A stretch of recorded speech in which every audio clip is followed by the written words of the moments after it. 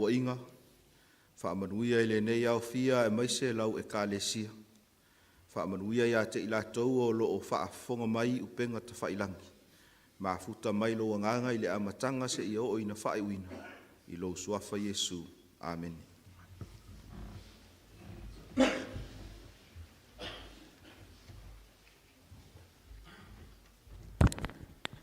Malo le soifo manuia. Tau malulul tae. Whamai le whamatalanga o whaimalanga le tui manua i le vasa loloa. Ai whaate ia i le whaimai o le au wao tō.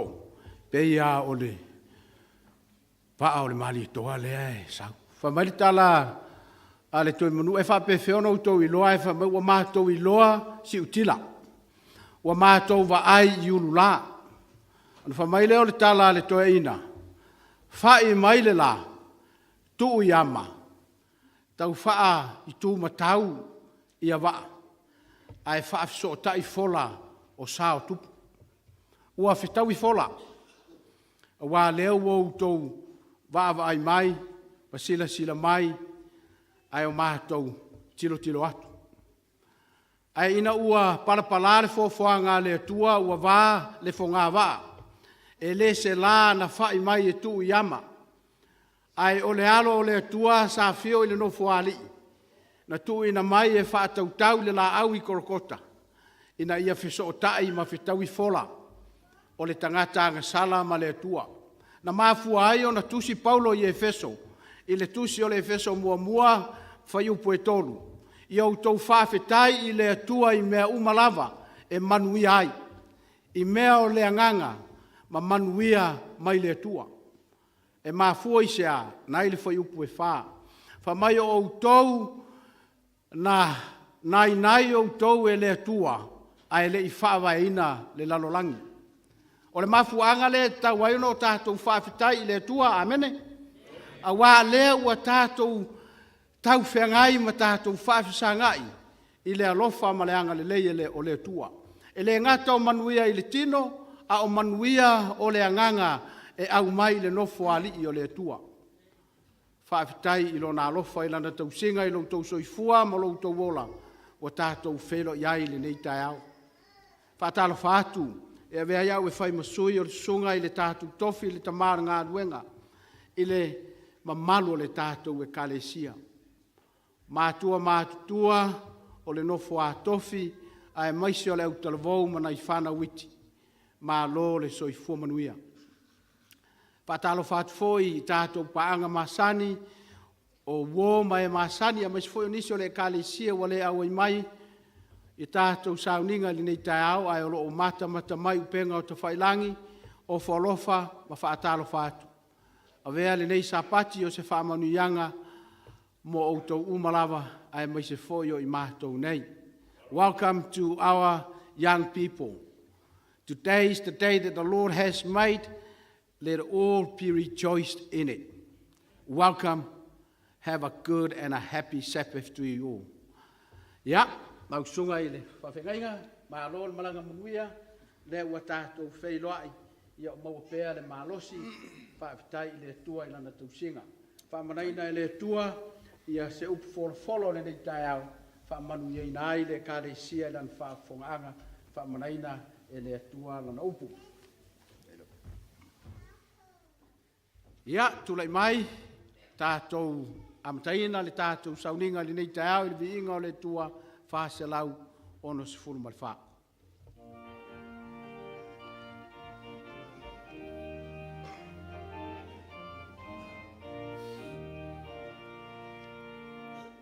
O keriso le tai au malosi, tātou tele toi to muri ai lava, uiele mani no la tatoa, muli dea ia savali waia malau, ia savali ele nutuma, ia savali waia rotoma,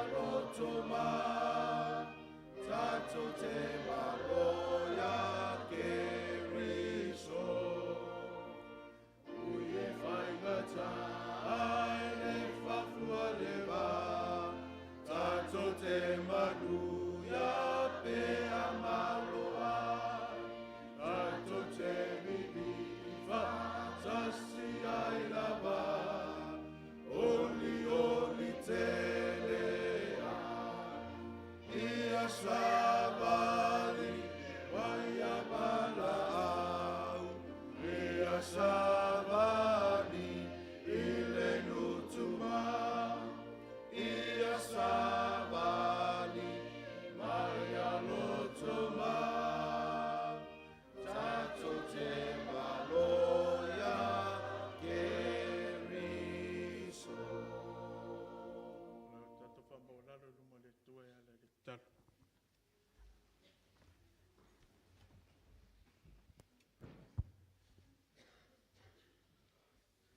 Ole vi inga ma le wha manu e fo i atu pe le i lai o fiu. Ba tau wha whetai a wha tasi lo o lofa ma lo wanga le lei. E le ma whai o na wha atu salia le ai o mātou tangata. Ta mai le sa pati wa e sisila mai le langi. Ua mai lau whanau mātou te avatu o le vi inga o le wha manu. O le wha anitanga ma le wha whetai lai o fiu. Awa mātou toi te pai le amatanga o le neiva yasu. Se ia tini mai le mātou whaulaunga i le nei sapati. E mauwha o mātou loto i lau wanga le lei. Ua wha malo pule wha whitai lau alofa mo i mātou o lau whanau. Wha whitai lau tau singa i to tono nei o mātou a inga. Ai le ngata i leo nei o mātou mātua mātutua. O whanau ai maise lau a inga i kalisi. O loo manuia tutusa i mātou i lau tau singa lo mātou tamai. Nei tai au le li ia o mātou o atu, ma le taele o mātou loto. E wha manu ina lo suafa lo mātou tamai. Whaftai lo walofa ma lo wanga le lei, o lau tau singa i le soifua ma le ola o tangata. O le vi inga e fo i atu pe i lau fio e tu mau le whata wa ai e mātou. Tamai le sapatiwa, o e sila fio o mātou manaonga. Mātou tu ina atu whapitoa lau fio le mātou ainga i kāresia. O e si le fia le nei taimi ma le nei fo i sāwaringa o mātuia. I le whaingata ma le o le soifuanga o mātuia. Ai le ise mea whaingata pe a mātou whaalangolango atu i lau fio. Tu ina atu i lau fio lo mātou o la tau mawhai. Tu ina atu i lau fio le soifua o auna o tangata. E na i o mātou i whatasi le langi ma le o le whaababa. Mātou te talo i lau fio, whaamanuia mai lau fio, na i o mātou a inga.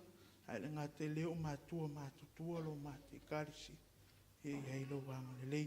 Mai maunga maurulunga se ia paia, se i titi o le nei karisi. E iai lo wanga le lei lo mātou tamai. Tui nātu whapitoa lo mātou Failauga. O leo le ahala me ei lo fina ngalo ni lisa pati. E iai lo wanga le lei lo mātou tua. Whamanatu le na tāpenanga manana susue. Ai sili le tamai. Ia whaau ma whaamanuia i le whaafafonga o tangata. Whaamangalo mātou sema le mātou i fonga i luma o lau sila whangata mai. Whaaftai lo whaafonga mai ono isu. Amen.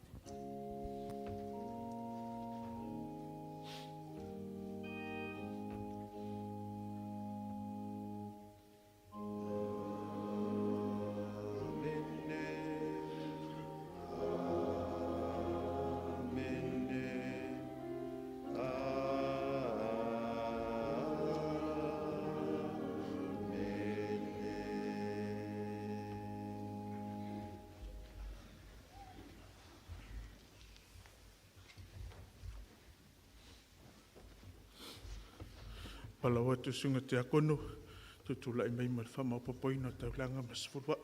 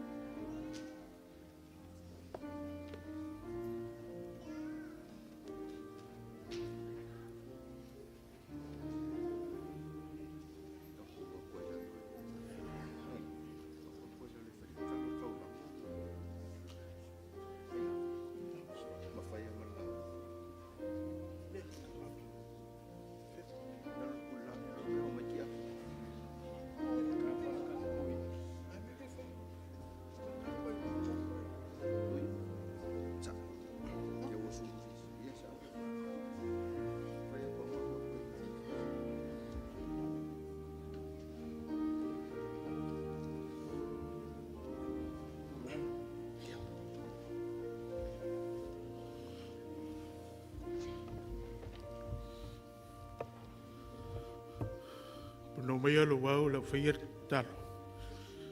Lo matau tamai lo while langi. Tutula ia o una te akono tau limaina tau langa ma se furua. O fua ia o whaamanianga sa e sa ai lunu. Ile ne vai aso. Ma tutu inatu la se vai ngora ngā ruenga. E au ngai nei tupe. Ia whaamanui ala o fia mo tangata. Whaatailo whaafonga mai unu isu. Amen.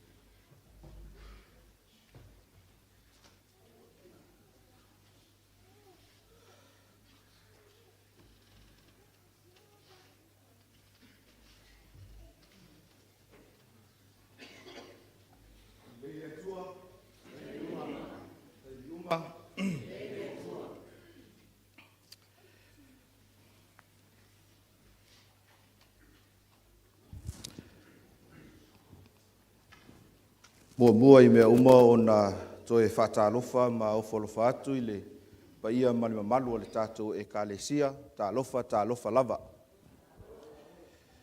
Whaaftai le au whainga luenga, ia mo le whaafeiloa inga, ia ua mawhai o na whaafeiloa ia le lautele o le tātou e kālesia ma le tātou maafutanga, ia maise ai foi ia nai o tātou usoa mālo, ia ato ai ma ila atou o tātou pāanga māsani, o loo mai moa ma sila mai ma mafuta mai I lunga o upenga ta Failauga mātou te toe ofalofa atu matalia ma le anganga whaaftai o tō uma po Failauga o loo e maua mai ai ia le nei maafutanga ia e whaatalofa atu le e kālesia Wellington e Samoa I loo tō paia ma loo tō mamalu whaaftai a fo I le sunga le ti akono ia miskei ia mo talusanga mo lia I luma o le atua. Vele nei avanoa o se avanoa e whaaftai el tātou e kālesia, ta māma tina mātutua, ia ato ai ma taitai o ngā luenga, sungai toi ina, mo la tō whalitua, ia malima malu o le tātou e kālesia mo a o tō talusanga. Ia e le misi lava ma mata mai a tātou tāpoinga ia solulu whapea fo I sāpati. Ia e leo misi lava ia la o tō nofo tatalo. A o tu ua I foi ia le tātou ngā luenga. Wha moe, ia o se wha manuianga mai le atua, ia ua mawhai o na toe maua I le neitai au, e ala lea I le tātou Sauniga po tapua inga masani. O te whatalofa tu foi na ia tātou talavou. Just want to welcome our youth, our young people, and also our children. And some of our children are not here. Nisi o tātou walum whanau o lo malanga atu I le polokalame a le aonga, o lo lātou whaatinoina ai ia le Sauniga o le launga I Lower Heart, ia ai whaaftai mo I lātou o lo mawhai o na mafuta mai. Whaamoe o le tātou whiau I le taiau nei o se whaamalusinga mo oe mau, ia o se awala fo'i na ia toe whawhangu ai le anganga o le moli mauatu ma le au na atu I le atua. Ai le whaial tātou tatalo le launga e ne ingalo ia te au, e iai ia alo whaanga o lo momoli mai le tātou e kālesia. E tolu e kālesia I Australia sa baua le avanoa e a whea ai, o le kālesia I Craigie Burn I Melbourne, ia o lo momoli mai alo whaanga le taitai o le kālesia, mai se fo I le auso, ia ato ai ma le sunga le whaiwhiau, ia tau poasa. Ia, sa mafuta atu I le kālesia I Central Coast, I Newcastle, o lo whaiwhiau ai le sunga ia Aso Vale, ia e fou ia le kālesia lea, ia sa maua le avanoa e mafuta ai, mai o lo momoli mai foi alo whaanga ale e kālesia lea Central Coast Samoan. Sa maua le avanoa e mafuta ai I le kālesia I New Sydney, o le kālesia lea o lo I tonu o le nofuanga e tā ua o Maryland, ia au lea la ua suilo lato ingoa ia New Sydney, ia o lo o whaiwhiau ai ia tamawhanau ale kālesia, sunga ia Pastor Bryant, ia o lo iai fo'i ma nisi o le ekalesia mai o lo momoli mai a lātou alofaanga i le tātou ekalesia. Ato ai ma nisi o le au whainga luenga, sa maua le avanoe mātou te Failauga iai, pe o le sunga ia Pastor Sofitu, sunga ia Pastor Lamese, ia o le sunga ia Francis, sa mai iai le vai aso mua i le aonga. Mai o lo momoli mai ia alofaanga au nā le atua. Mo le avanoe mafuta ai ma le sunga ia Falepau, ma le ainga, o lo au mau tonu o le lotoa le aonga, ia whaalua na wala ulia mai e Falepau au i le papakiu, ia o lo whaia i le lato community of married students, i le lato sisi o mangalea, ia sa au waia tu iai mo mātou mafuta, mo moli mai alo whaanga a le sunga ia Falepau, ia ato ai ma le sunga le li fomai, Dr. Erika Puni, ia sa iai fo i lea maftanga, ia ma Failauga iai. A whautou manatua e eile tinae suafa ia aitu, ia ma siana whanau, ia e no nofo tonu lava e whafsangai ma le aonga i Avondale, ia o lo momoli mai alo whaanga o le tina. Ia ato ai manisi pe a whai ua pau ia te au, ia ai mautinoa lava, ia e leo ngalo i le sila whangaati a le langi. Lau whai al tātou tatalo. E le atua ia e whaamanuia i lau upo le mātou whaitawina. Whaamanuia i le whaafonga a lau e kālesia ma le mātou au fia. Whaaftai le neisa pati mātango fie, whaaftai le la, le langi le lei. Mātou maua i le fia fia. Whaaftai lau whaafonga mai lau suafa Yesu. Amene. O le autu o le whiau i le tai au nei ua whaautu ina whaapea o luitau o le ngāluenga i Korinito. Ministry Challenges in Corinth. Pea whai e te manatua e le mamau te le atu sa iai ia le whaasoa i le mata upu lava lea o le tuspaia. Lea sa whaasoa i mai pea whai ua ngalo ia te oe o lau launga muli muli lea ai o te le i tu ual tato e kālesia i le whāwa i aso taluai. O le taio nei, e manatu ai e toe so-so, ma toe tau mawhai ina ia toe vaava ai i le vaenga lea. Ina ia au mai ai ni le sona tāua, e tātou te tilo ma o tātou vaava ai. I le tāua o le ngaluenga le apostolo Paulo, ato ai ma le tau amataina o le ekalesia i Korinito. Te leo iloa i tātou AV room po o koneti ia le remote lea, ia mo le whaangaina le tātou whasoa. Ai a whai o elo tuspa ia. Pe ma whai ono tātou su e whaatasi le tusi o le ngā luengam tā upu e se fulu ma le walu. For the sake of our youth and our young people, this presentation is part of the first presentation from the book of Acts chapter 18. So if you have your Bible with you, you can turn to Acts chapter 18 and stay there.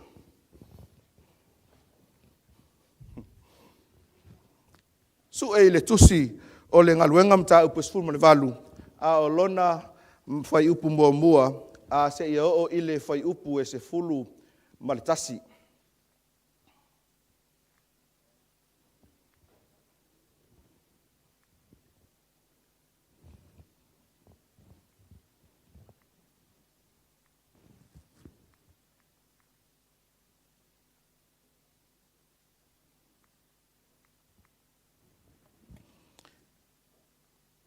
Le lei, o le atato le whaitau atoa ia le whai upu mua se ia o le sfuru ma le tasi.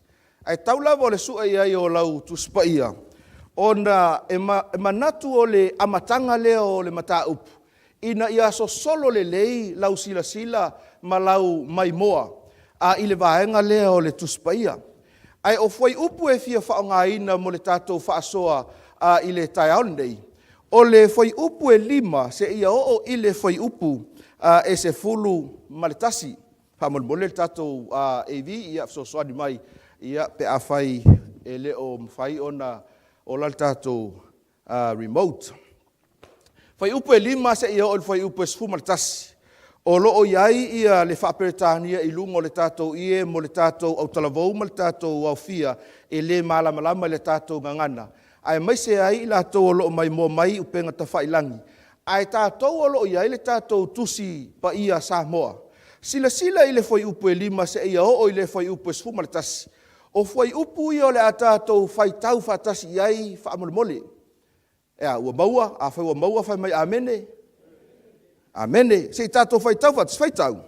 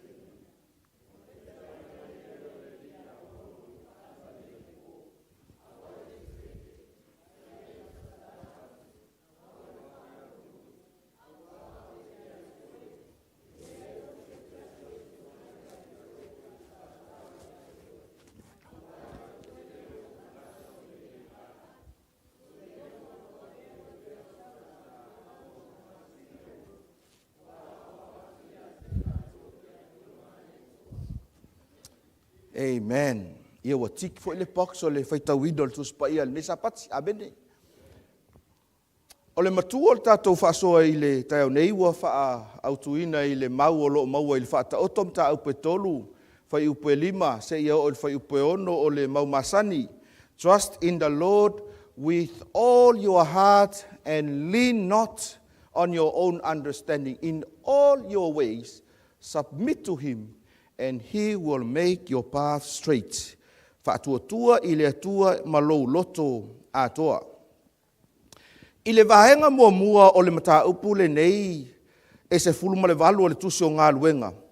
Sa tātou vaavaia I le suinga o le ngā luenga Paulo mai atenai e a ngai atu I Korinito.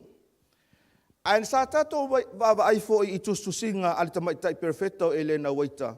Inisio vaenga sa o iai la tātou sila ma la tātou vaai. Emphasis was placed on Ellen G. White's expression in regards to this passage. Lea sa tātou whaitawina I le taimi taluai. O le whamtalanga tamaitai perfecta o le naolo o ilungo le tātou ie. E whaamanatu ia te I tātou. Ia le awala na toe fesu iai ai le whainga o le ngaluenga. Na toe fesu iai ai ma fetu na iai. Ia le au nanga ma le tautua le apostolo Paulo. Ina ia tala whea ngai ma fetaui ma le taimi ina ua taunuu I Korinito. Mai whaamoe I le taiau nei. Ia o le soso o ina atu lea o le wheau e pei o na iai I le taimi taluai. E umaloa o na tau mai whaamaumaunga le fo mai a Luka. Le tusi tala o le tusi o ngā luenga. Lea sa tātou whaitauina. E umaloa o na ia tā ua I le mata upe sifurma le valu. Whai upe tolu. Le ngā luenga sa ngā lulue ai. Ma akula. Ma pisila. Le whainga o whale ie. O na sui loa leo le vaai ale tuspaia. Sui loa le vaai ale tuspaia ma le tusi e ino le tala. Sui le whai upe wha. Whai mai le whai upe wha. Ua la unga foi o ia I le sunako. I lea sa pati ma lea sa pati. Ma pulu nau atu ia iutaia. A toa ma eleni.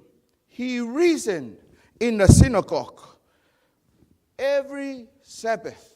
O le ale awala leo lo whaia le apostolo Paulo. Tau mawhai I le mesili. Ina ia unai ma ia tau atu I tangata iutaia ma tangata eleni.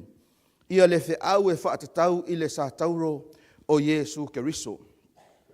Maenga mua o te fia whaaso atu ia te oe le tai au nei. Ministry can be difficult sometimes. O le ngā luenga i pei ona iai korinito, o le ngā luenga i so se mea, e iai taimi e whaingata ai. Amene. E iai taimi e whaingata ai. Pe a whai tātou te mai tauina i le sio manga, ma leo langa o Paulo. Paul was busy doing the work, making tents, connecting with people, serving the community, and helping others. Lea sa muli mau ai, nisi o le tātou e kālesia. Pei tai le kālesia. That did not stop him from worshiping with believers on Sabbath. E le avealo na pisi yaso le vai yaso. E le mawhai ai o na auai i tapua inga ma mafutanga a ila tau o e talitonu i le atua, i le aso sapati.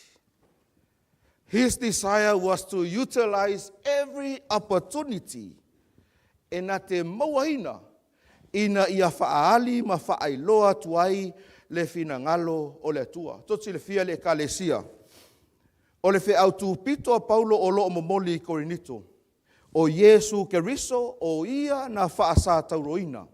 E to tongi ai a ngasala ale larolangi. Whi au a lea le apostolo Paulo le ae momoli le tele o taimi. Le foi sa tato maua le sona i le taio nei. Le foi na momoli i le ekalesia i Efeso. Al fesili e mawhaiono tato fesili ai i le vaenga lea. O ai tangata lea o loo tāua. I le mau o loo launga ma pulu nau i ai Paulo. O ai i la tau. O ai le audience a Paulo leo lo tātou tilo. Ma o tātou va ai ia. Pe a whai e toe fo i le mau. Whai mai whamtalanga le tuspaia. Sa ia pulu nau atu ia iutaia ma e leni. He reasoned in a synagogue every Sabbath and persuaded both Jews and Greeks. Iutaia ma e leni. O ai ia tangata. I lau ai ma lau tilo. Ai o le afo i le tāua. O le whaailoa ina mai o i tū a i ngā tangata nei. O loo i Korinito. Toti fia le ekalesia. E malama le lei Paulo o i tū a i ngā tangata nei. O loo i a launga tu iai o iutaia ma e leni. E le oni tangata whaingofie. Amene. E le oni tangata whaingofie. The Jews and the Greeks are not easy people to persuade. E whaingata o na suia o lato mawhawhau. E whaingata o na whaasino i le mea e tatau o na iai e ala i le sāwalinga ma le atua. O le mata upu e whaatatau i le sātauro Keriso. A tonu o se mea tāua mo tātou Kerisiano o le taimile nei. Ai e le o le vaainga lea sa i loa hai e tangata iutaia, ma tangata e leni i le taimi o le apostolo Paulo. The Jews and the Greeks viewed the crucifixion of Jesus as insignificant. E le tāua. Pa whiono tātou i loa le vaainga lea. So soani mai ia tu susinga tamaitai perfecto e lena waita. E whaailoa mai a te i tātou. Pa mai le whamtalanga o lo i lungo le ie. Se o tātou whaitau whatasi whaamole whaitau. To the minds of multitudes living at the present time, the cross of Calvary is surrounded by sacred memories.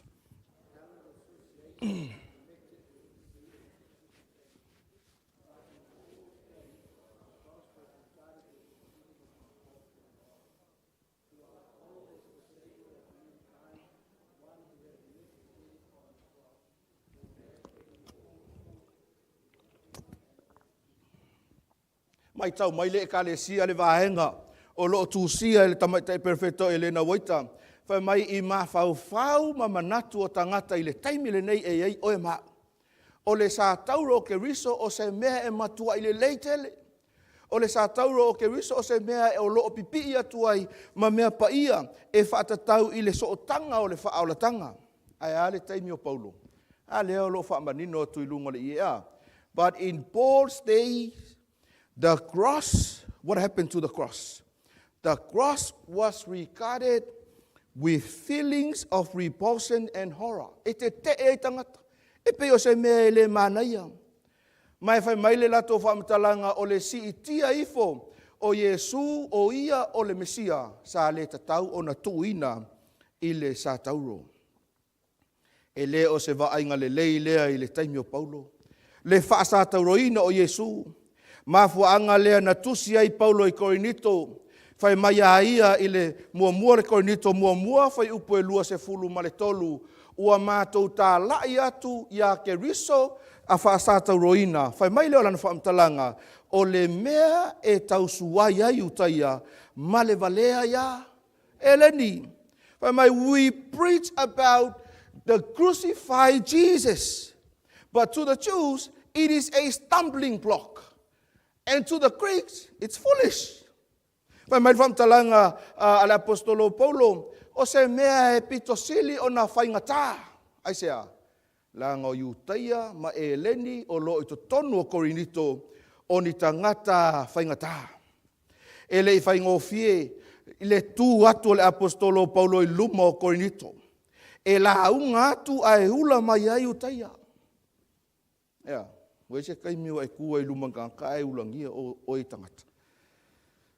I le vaaya tangata e leni o le mea valea, le mea lea tulou.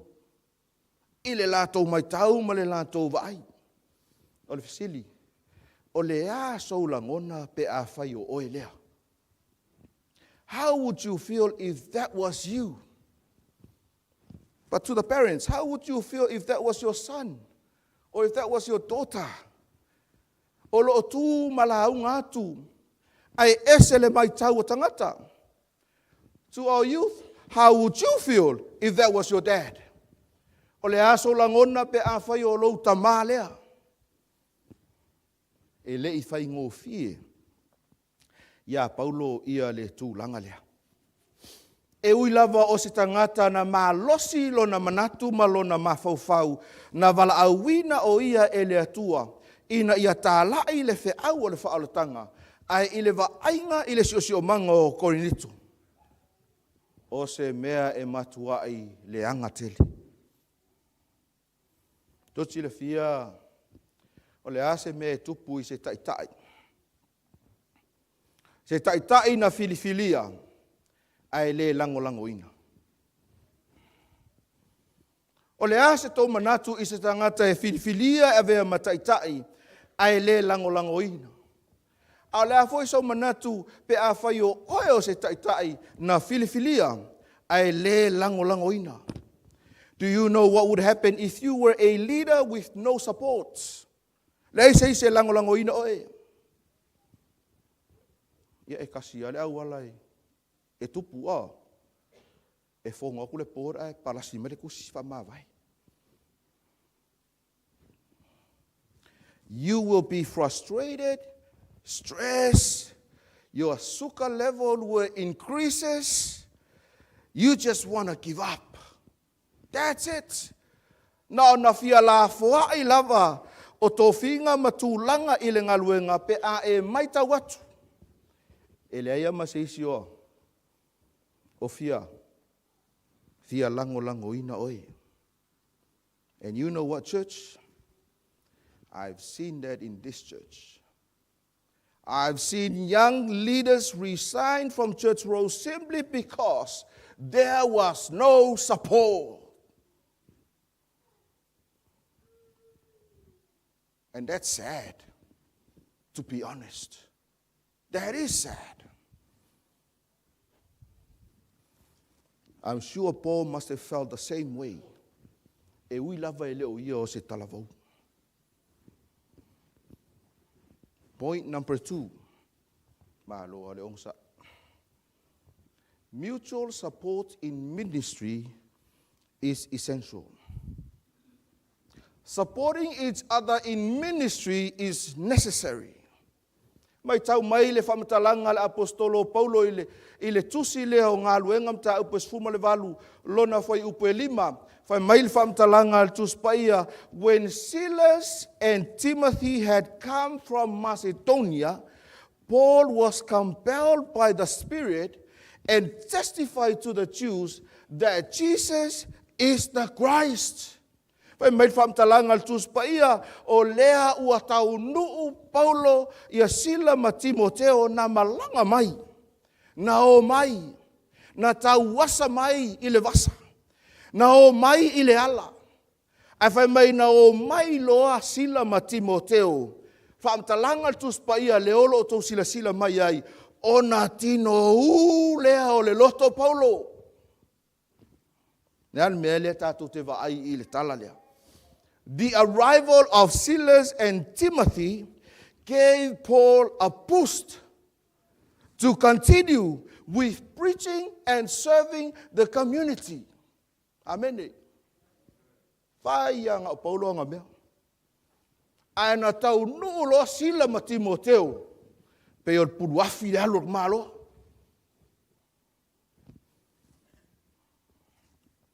Na toi malosi ai Paulo i le ngaluenga.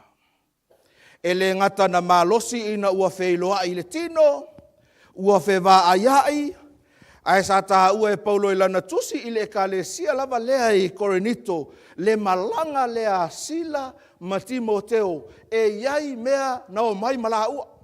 Ia, o a mea na o mai mala ua lia. Le tusi ai ia Paulo i le tusi o le lua, le Korinito te le lopo manino e lau sila.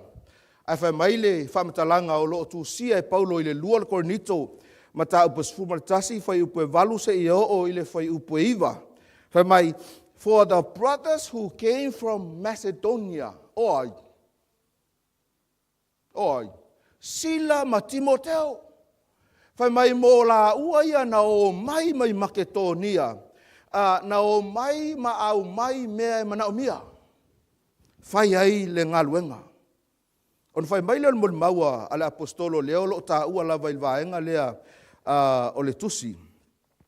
I have kept myself from being burdened to you in any way and will continue to do so. To silfia.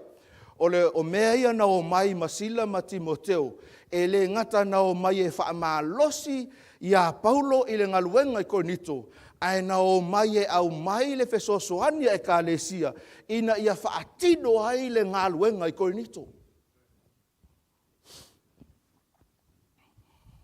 E le imana o Paulo e avea o ia maavenga. Not to be a burden to the Corinthian people. E le manatu Paulo ina ia whaati ngā ina tangata o loo tau amata, o loo tau mawhai i le mea sili, e tau tuai lea fo i wahaenga o le ngaluenga. Mai whaingofia o nau tātou whapea ifo, o manuia mea ia na o mai Sila ma Timoteo.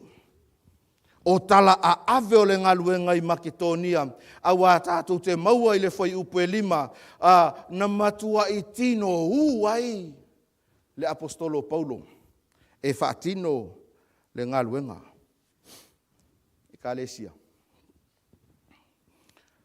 O se whaamanuianga le Asia e nisi o le au whai ngaluenga o le kalesia Wellington Samoa.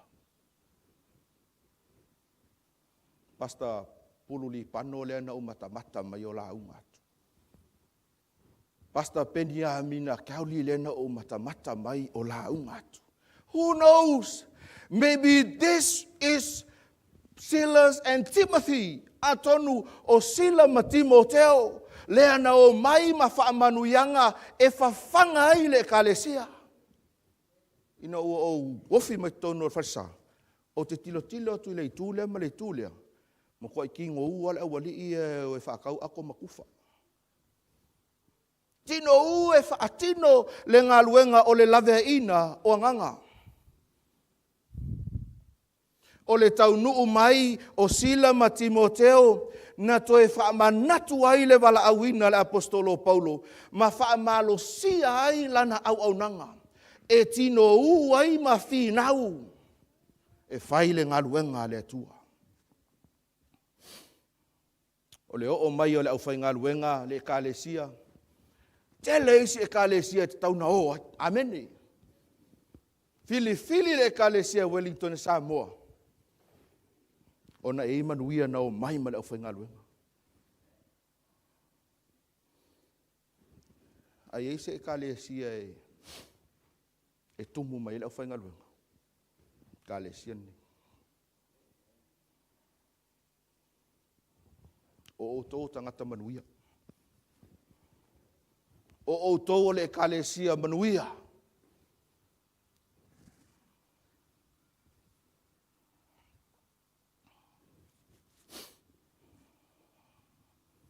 Eo manuia o le atua e tauna tufa. E le oni manuia e tātou te tā ofi mamau. Amene. O manuia o le atua e tātou na tufa ma whaaso atu. Mai o le tāua le nā o le lango i le ngaluenga le atua. Awhai, if you are a young person and you are not part of the youth of Wellington Samoan Seventh-day Adventist Church, come on now. You need to be part of that group. Awhai o oe o se tinama se tamaitai. And you are not part of the women's ministry. Come on now. You need to be part of that group. Awhai o oe o se tamaititi o le kalapsu e ala male adventure. I tausanga whaatulanga ina. And you are not part of it. Come on now. You need to be part of that. Awhai o oe o se tangata e kalesia, ua uma o na papatisoina, ai o lo e tūtū ma mai le ngaluenga le tua. Come on now. You need to be part of the church.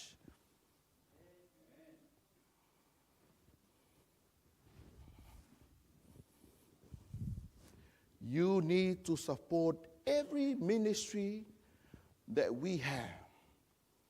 Whatever ministry. Po le a le ngā luenga o lo whatino ina e le tātou e kālesia. Ina i au tātou a apa atuai e tātou mamana o mia lo tātou tutu whatasi. Of course you can ask questions.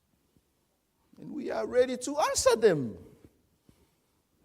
You can ask your leader, fesili o taitai, fesili isi vahenga o lo whaatulanga ina polo kalame uma. Mai o te fia ina ua o saua e maua le moli mau. O lo o wha au Bible study every Sunday. Wow. Oh. And if you are not part of those Bible study, come on now. E le tatau ea o no tātou iai whatas.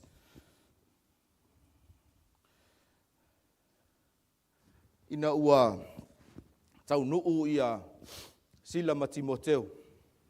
Whaau leo le ngaluenga Paulo. Ai hui lava na malosi Paulo ma toe maua ia le mafaufau ma le loto e whaau ila na ngaluenga. Ai ele si mea na tupu. And that's point 3. Not everyone agrees with you or with us. E le o tangata uma e whaalongolongo, e la tau te talia ina a oa onga le apostolo Paulo i le taimi lea o Korinito. Whawhea no tātou whaamaunia lea whaamtalanga, e te maua i le ngā luenga mta upe sfurma le walu, whai upe ono, se i tātou whaitau whaatasi, wha Samoa whaamolemole whaitau. Ua whaatu i ese mai i la tau ma upuleanga. O na lulu atu le e ia o na ofu, ua whai atu ia te i la tau, o lo o tau ngā toto e ilunga o tau ulu lea. O te mama e a fua i le aso nei, o na o walu inu ese. Sa ma whaso o na ilanga luenga ma sunga ia pasta puli pano sa whai, tui. Ia sa tupuela le melea. Awa e leo tangata umai, talia, ia tātou, ia pe talia oe. Ai le muta i le ngaluenga. O le ngaluenga Paulo e Korinito, tātou te maitauina ai, e leo tangata uma nau lātou talia la na tala inga. E leo tangata uma fo i tātou te tālai atu i ai, lātou te talia a tātou talitonunga. Ai sea, le anga e tofu lava le tangata malona finangalo. Mai o le matango fie le nā lalangi le tātou te iai. We don't agree the same thing. ia mea tātou te le tutusa ai mo tātou le taritonu whaatasi ai. Ai sea, leanga fo ilai ai utaia ma e leni i to tonu o Korinito. Sa uni se tasi o whaiwhi au talavou e a ngai atu e tausi se e kalesia te le sa toi matua. E whaimeo le kalesia lea sa whaiwhi au e se tasi o whaiwhi au matua. Sa ili lea le whaiwhi au talavou lea ia le whaiwhi au matua lea. Tala noa i mea e whaatatau i le ngaluenga. Awa o tū ia maanga le au whai ngaluenga a o loa ina e loa o i le la e aluai. I ona e alola i e vaipo i le whaiwhi au mua i fisili ai. E ingi tips fo i e a. E au mai se i tā pena atu ai lo o atu. Tua tala vau lea masu e whaiwhi au matua lea. Ia ona fisili lo le iai. O le fisili mua le whaiwhi au tala vau lea whai mai. Pasta. Ea mai ka ngaka le au loko. Ke pole o ke rei sau fesiri whapenga ia tiope ea mai ka ngaka le karesi. Ai whai meltala ea mai tangata leo lotu. Ia o ngarar whai au matua wa iloa wa lava le leilo na silafia ma lona iloa e tali e fesiri whapea. Whai meltala le whai au. Ia. O pipo ala yo. Ia pipo le lei foi pipo le hanga. A tonu e alu atu Paulo i Korinito, o lea e malama Paulo, e ai pipo le lei, e foi pipo le lei. Awa e ai tangata, e le i oe whaatasi ma oe, i se mea o loo nau i ai le apostolo, e ao o na momoli atu i tangata Korinito. Manatu nisi ua feio ngaluenga Paulo. Ua le ausia le sini, ma ua le tau lau o le whaamoemoe. Ava ai oto. That's not a failure to Paul's ministry. That is only a stepping stone into success. O loo a ngai atu ai le apostolo Paulo. A tupu le melea, o na whai mai leo le vaenga lo na whaal tātou whiau. Therefore, move on with faith. A whai ele i oe umatangata, a whai ele talia ina oe, i le meolo e nau e whai ma whaasoa atu i Lau Street. Don't worry. Move on with faith. Whaau lau ngā luenga ma lau sāwalinga e ala lea i le whatuatua. Ai leo lea luako al whale kuli mai sau loa ngofu. Ia pe whai atu lau mata upu i lau tanga luenga fo i lea ai le talia e tangata o loo iai tutonu le mele te mana oi. Ia nga e whaau pe upea tua ia lea. No. Move on with faith. Whaau pea lau sāwalinga e ala i le whatuatua. Mai tau mai le apostolo Paulo, ina ua le talia ina e tangata Korinito, lana mata upu ma le sa tauro Yesu Keriso. Whai mai le whamtalanga al tuspa ia. O mea ia lenga whai aso ia, sa e whafo ia. Ka e au vai e po ia. Ia nga e halu loa lea. Ai whai mai le whamtalanga i le whai upu le so o i whai. I le mata upu le sfuma le valu al tusi o ngā luenga. Whai mai o nā alu watu ai lea o ia. He continue on. Whaau lana ngā luenga. Ua ulu atu i le whale o le tastangata matau i le tua. Mana ia i o le whamtalanga le whapertania. Whai mai, Paul left the synagogue and went next door. Where? Where did he go? Next door. Ele i alu le city. Pe ele i alu i Parparaumu. Pe alu i Palmerston North. Next door. A next door lolo no winga oloa. Olo neipa. Lele fesi foi le who is your neighbor?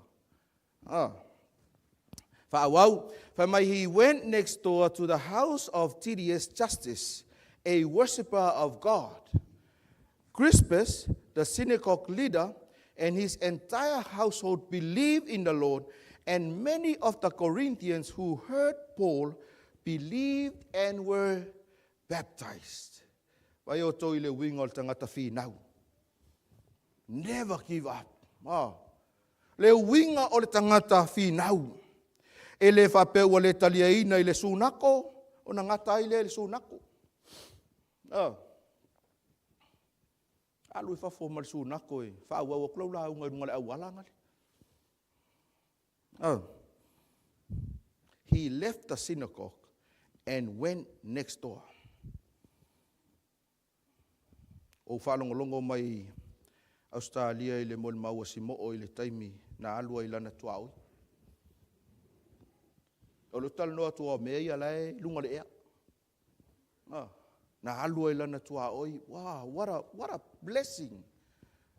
E te whaalongo i moli mau matala. To your neighbor.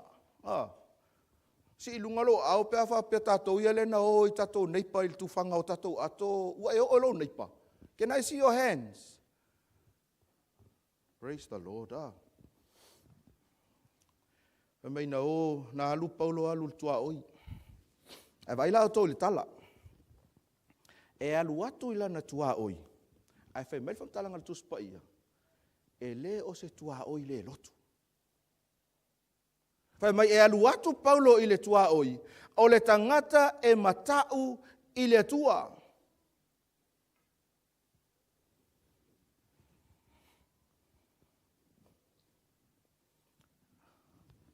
E le whawhine sau mai tua i le mele le awala le street le alui fo e utawhai. E nofo i tua i. Ana saula le fine e whataula na ato fo i le ilalo. A saula fine whai maila na whamtalanga. Te leo taimio tilo mai le ato Yesu le langa le ule iloa kulmi le screena. Whai maila na whamtalanga. Ina ua tupul mea lea il tato e ka le sia. Ona ia iloa ailea. All this time na ia, olona fale lai lalo, e whaasanga sao me lea ta Yesu. Mai ole taimi atoa i lea na o talitonu. Jesus was looking after me and my family. Whai mai o loo leo ma pui Yesu i loo ainga. A le kau ke le i loa.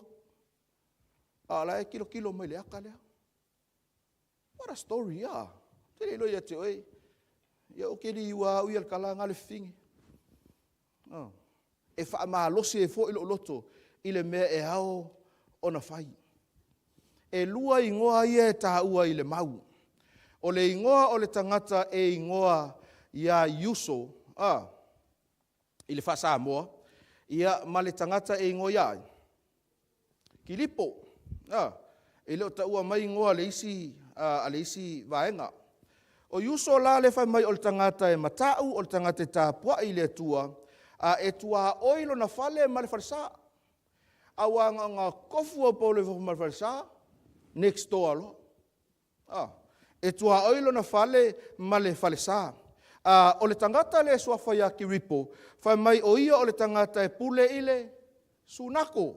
Lona winga, if we do an observation of the text itself, without looking outwards, i isi source, e whaamaramalam mai le mau, e mwhai ngofio na e whape ifo i lo loto. O le tangata lea sali ua i to tonu al farisa. Langa o lea ai, a kongu o le pule sunako, pe o le bele o kai ki a kongu. O ie ka alar farisa mko e ka pungi, ka pe mori, ka pe le hita. Al tangata lea sa liua mai loa i to tonu al farisa. E whape feo no tātou i loa na liua ki ripo i le launga Paulo. How can we prove that? Crispus was converted during Paul's time, during his visit to the Corinthians. Mua mua korinitom tā upu mua mua whai upu sumal wha, si tātou whai tau whātas whai tau. O te whawhitai atu i le atua, o te lei papatiso ina so o tau, na oai. Na o Crispus. E leo Rice Crispy o Crispus. Mai na o Crispus, Makaios. Leana papatisoina e Paulo. Lona winga. O le tangata lea sa iai i to tonu o le sunako i taime tū la iai Paulo e whaamatala le tala ia Yesu Keriso. Ma le wha o la tanga. Ai whawhela Yuso. Whawhenga li iua Yuso. Le tua oi ma le falesa. Ia la atou fesili mai nei la whapena o iai le taimina li iua Yuso. Kere iloa. Ai o ata o mea foi le te no foma e fai tau le mau ma faahata I lo ma fau. Ona e mau ai lea o se hisi wa ai ngā fou. E te ilo ai pe le o le mafua anga ea lea na li ua ai yuso mamatau I le atua. Faata I lo finangalo le tu ai ngā nofuanga le iai I al tangata le nei o justice.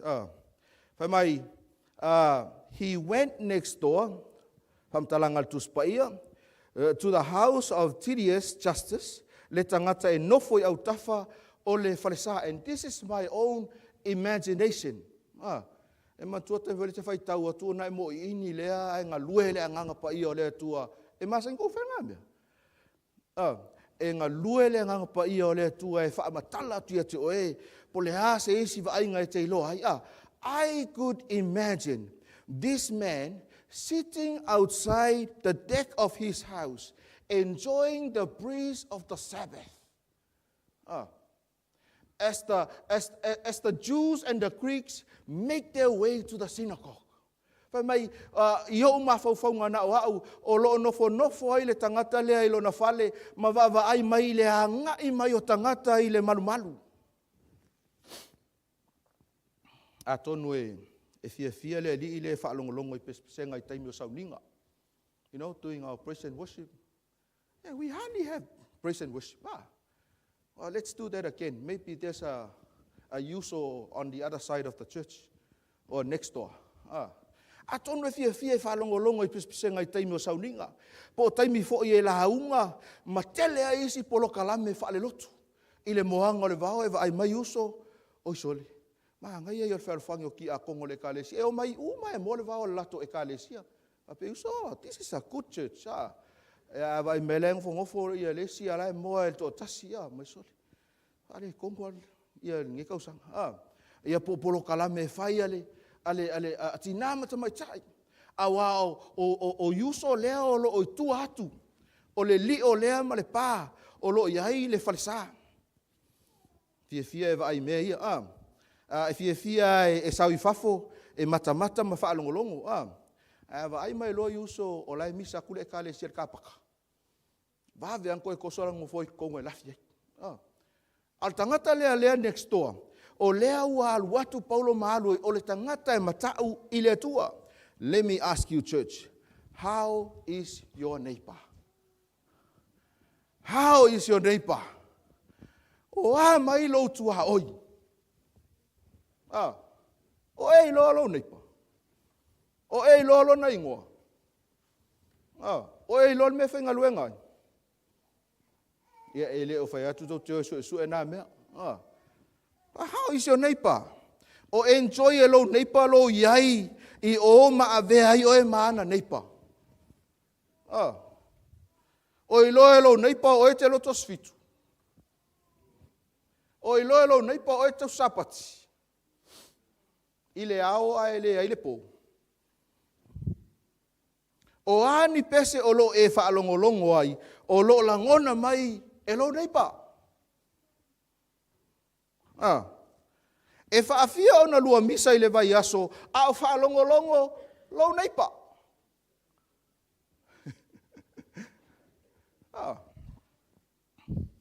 Whaamata e mawhai e lau a mio. O na tō sina mai lau neighbor I le atua. O lea ua lua maasina talo na ave matou atoi matou neighbor. Tau whamasani ai I nai o matou tua oi. Au fsile atu le matou fale, o toi loa I ngō tatou neighbor. A whameile ai. Ale asau tari, oi loa ia le ngō lau neighbor. And this is our challenge for next week. Because we're doing this every week.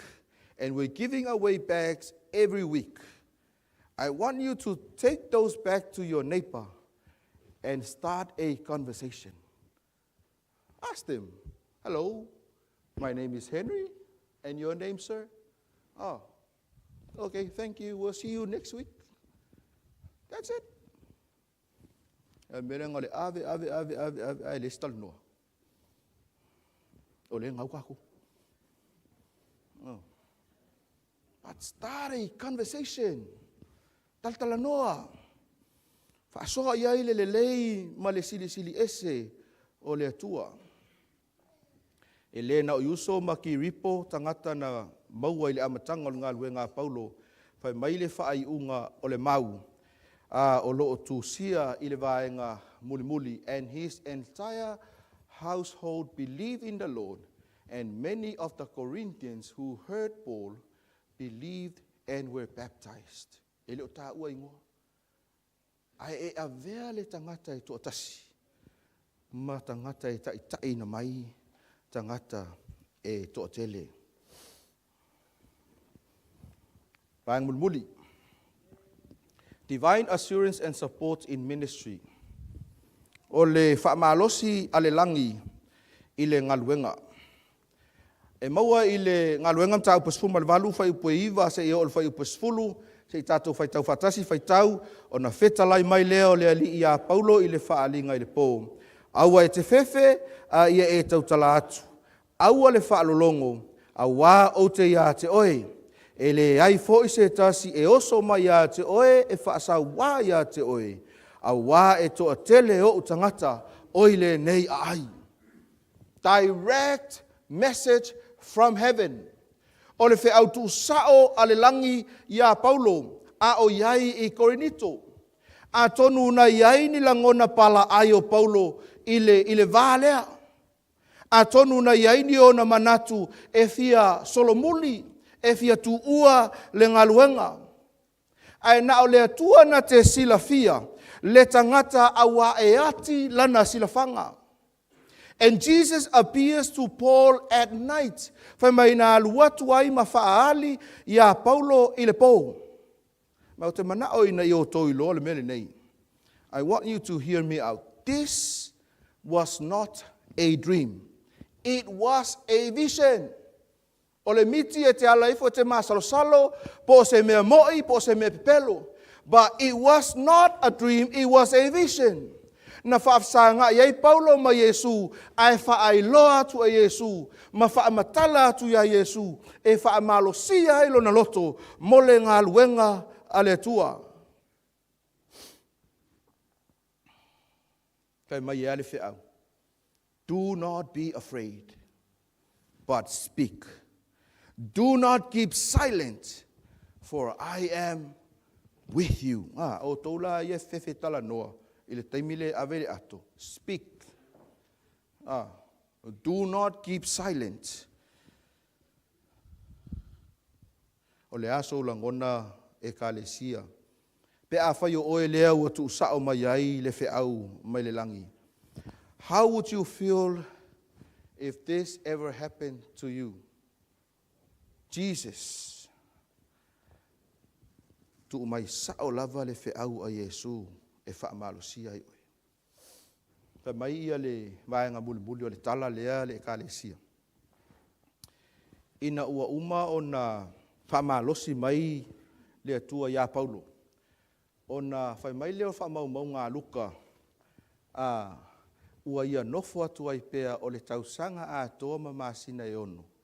Ua o atu ia te ilatou i le afionga a le atua.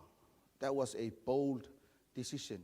I think Paul was ready to go, ready to leave Corinth. Ona o mea ia ua tutupu. Ai ina ua aluatu le whaamalosi a le atua ia Paulo. Whai mai whaptalanga le whaamaumaunga. Paul stayed in Corinth for a year and a half. Leisi tausanga ma le afa. Na nofo ai. Alas mafuanga toi nofo ai Paulo. Tausanga ma le afa. O le ase mafuanga o lo e tu maua pea i le ekalesia le atua. O le ase mafuanga o lo o nau pea ina ia aua ne e tu ua le ngaluenga a le atua. E le i whai ngō fie le filifili ngā Paulo e toi nofo i Korinito. A wā a wha waulau whai tau isi whai upu nei lalo i fo le tala lea.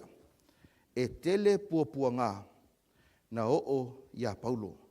But what makes him stayed for another 1.5 years? Simply this, church. He trusted God so much despite the challenges he may face. O lona whaatuatua ma lona talitonu atoa i le atua. Po o lava lui e o mai i le ngaluenga.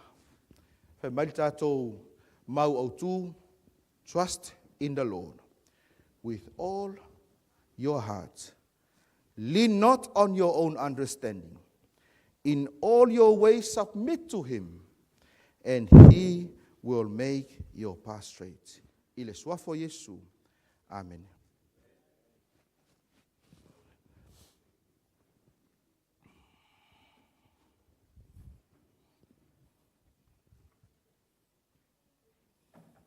Lainga le tuan ne zabat. Nene a, na tutu lai vatasi mawhai wina le Sauniga i le pesa wainungarie.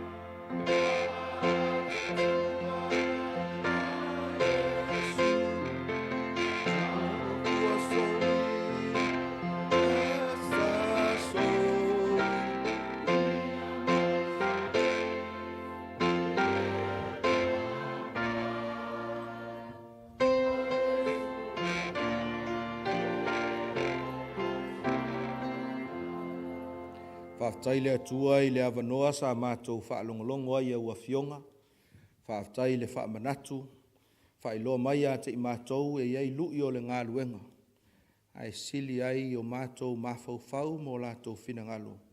E iei oe le atua o le ngā luenga. A vea i au upu o se whaamalo si au i a te i mātou umalava o le ekalesia. Ina ia mātou whaia le me sili e tau tuai oe ma whaia ilo whinangalo. Se ia o le aso e te toia fio mai ai. Whaamanuia i le fo i atu o lau ainga ekalesia i le nei sapati. I lo suafa Jesu. Amen.